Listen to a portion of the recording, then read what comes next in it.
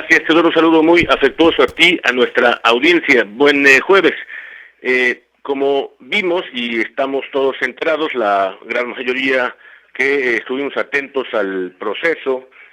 más reciente de la conmemoración de nuestra Constitución, hay dos elementos que están en la mesa por lo que toca a los anuncios desde el punto de vista de las declaraciones políticas, que me parece en el primer término la consideración sobre una nueva reforma electoral, que tiene que ver sobre todo con una iniciativa, un par de iniciativas, una sobre el rubro de la no reelección y otro sobre el rubro de la materia del nepotismo, pero que las dos enmarcadas en una romper la generación de la reforma electoral de 2014, que básicamente cuando se rompa con esa generación de reformas electorales que allí se consideraron de la liberalización, del avance, de la democratización, podemos hablar ya que se ha roto ese esquema que llamamos competitivo, es decir, una práctica efectiva de la competencia política basada en reglas claras, sencillas y en donde más o menos las consideraciones de los partidos, de los actores, estaban basadas en el sistema electoral. Esto es muy importante porque aclararlo así, porque hasta esta reforma que todavía está en vigor y por ello sigue vigente uno de sus órganos principales, el Autónomos Constitucionales, que es el órgano administrativo, el Instituto Nacional Electoral y todas sus derivaciones en las entidades federativas, tiene que ver justamente con que el sistema electoral le da sustento a nuestra democracia, digamos, electoral, o sea, que los votos se convierten en cargos públicos. Pero ahora, con esta reforma electoral más reciente, que no hace falta, desde luego, ponerla en práctica y menos echarla a andar, digamos que lo que ocurrirá es que vamos de vuelta a la consideración del sistema de partidos, o sea, que como dice aquel muy buen libro, los dueños del Congreso y de los partidos vuelvan a tener todas las decisiones relevantes, las más importantes, con relación a la vida pública del país. Y esto es así porque no hacen falta estas 12 reformas, porque por ejemplo, en la materia de la no reelección, se toma desde el punto de vista de un eufemismo, dado que la reelección que está todavía hoy considerada tiene que ver con los cargos públicos desde la parte municipal y también las legislaturas de las entidades federativas y el Congreso de la Unión, por cierto, diputados y senadores, y apenas ahora en 2024 se cumplieron 10 años en que los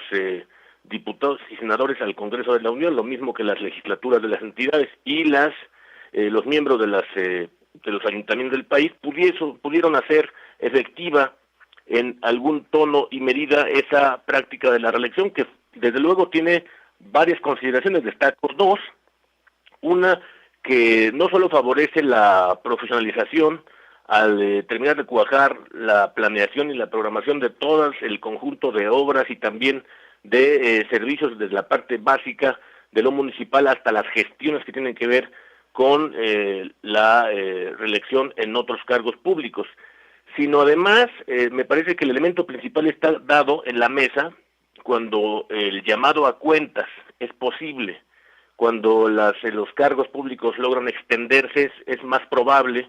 que las administraciones públicas y también el desempeño de esos cargos públicos ya en funciones constitucionales puedan ser, reitero, llamados a cuentas. Y esto ya no ocurrirá más una vez que termine de cuajar el procedimiento de la no reelección, porque como sabemos, el eufemismo se utilizó desde aquella amarga experiencia que implicó la dictadura del general Díaz, que desde luego está en la consideración de aquel muy buen libro, La Historia General de México, en torno a sus procedimientos y también capítulos de esa historia, por lo menos al inicio del siglo XX. Y la otra consideración tiene que ver con el proceso del nepotismo. Bueno, es verdad que ya desde el punto de vista formal, o formalista si se quiere ver, ya no podrá ser efectivo como ha ocurrido en muchas entidades y en muchos casos en cargos públicos, lo mismo del orden federal que local y de básicamente en muchos partidos, en que alguien consanguíneo o cónyuge de primera línea pueda suceder en el cargo público cuando esto, aun cuando sea votado,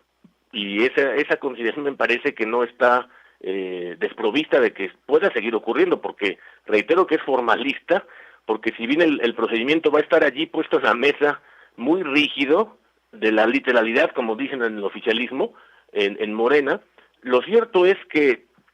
no podrá ese cargo, pero podrá optar por otro, es decir, que el consanguíneo en primera línea que deje el cargo, pues podrá ubicar a su familiar directo en alguna otra posición, ya del orden de ayuntamientos, ya del orden de legislaturas, en alguna candidatura de orden plurinominal, etcétera. Con lo cual no está garantizado que esto pueda terminar de cuajar como una situación efectiva, que los consanguíneos en primera línea no puedan ocupar cargos públicos estratégicos de orden de cargos públicos elegidos. De modo que al final de toda esta jornada lo que sí hemos visto, y lo hizo además como una manifestación pública todo el oficialismo ayer, no solo en estos dos casos de la iniciativa referida en la materia electoral, en el rubro de reelección y de nepotismo, también hay que decir que la parte más espectacular, digamos, que mostró ayer Morena, es mostrarse como un partido de derecha, en el sentido de que justamente los partidos de derecha capturan, se apropian, se apoderan de los poderes judiciales, de los aparatos de justicia para la práctica, para el campo de batalla en el escenario político. Y eso quedó ayer de una manera palmaria en la conmemoración de la Constitución mexicana, que ya de 1917 tiene ya muy poco, Teodoro.